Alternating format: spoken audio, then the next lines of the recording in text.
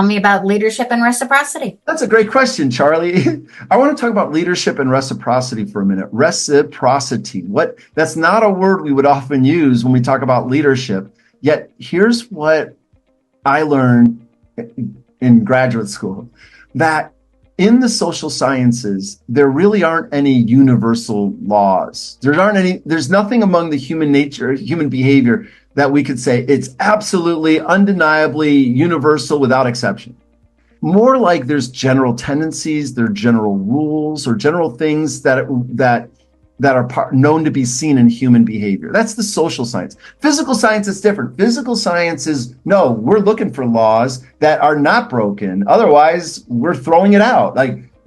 So when we talk about social science, we use the word science, but it's softer, grayer, a little fuzzier. It's not quite physical science. But the reason we use the word science is that it's a scientific approach. Like, we're going to explore it in a very deliberate, curious way that allows for checks and balances, but it's the nature of it is less knowable than the physical world. All right.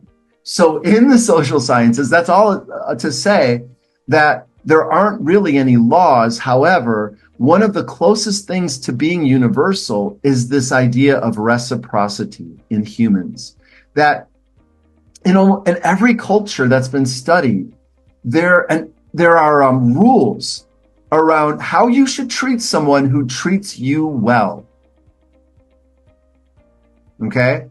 And rules for how you should avoid treating people who have avoided harming you. If someone's not harmed you, you shouldn't harm them. Otherwise, it's a crime. And you should do good to people who do good to you. You should pay back. And then there's always words within a culture to describe people who violate those rules of reciprocation. You avoid hurting me, I avoid hurting you. You do good for me, I'm going to do good for you.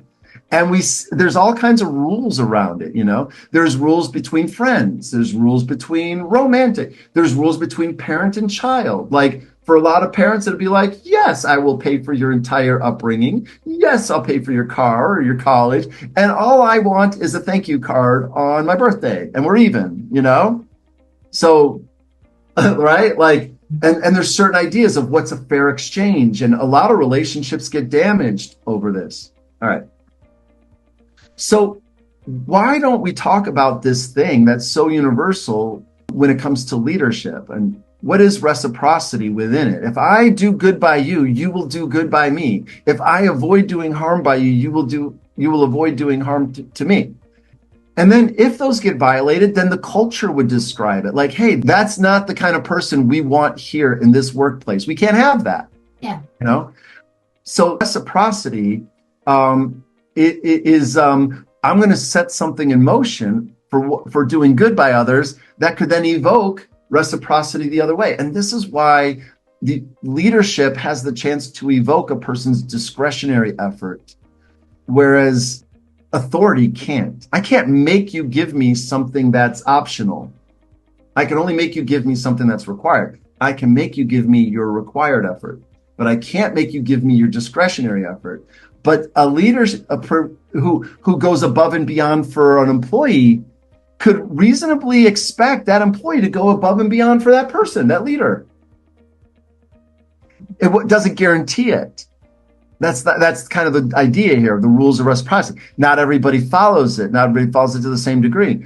But if we can identify and build a workplace that really fosters high reciprocity, encourages a lack of reciprocity, or counter reciprocity, or I do well for you, but you do harm for me, There's this funny little moment in the office where Andrew, the Nard dog, is being blamed for something. And Jim's trying to give him cover and let him off the hook. And so Jim's like, hey, it may not be Andrew. It could be someone else who did it. And Andrew goes, yeah, like it could have been Jim.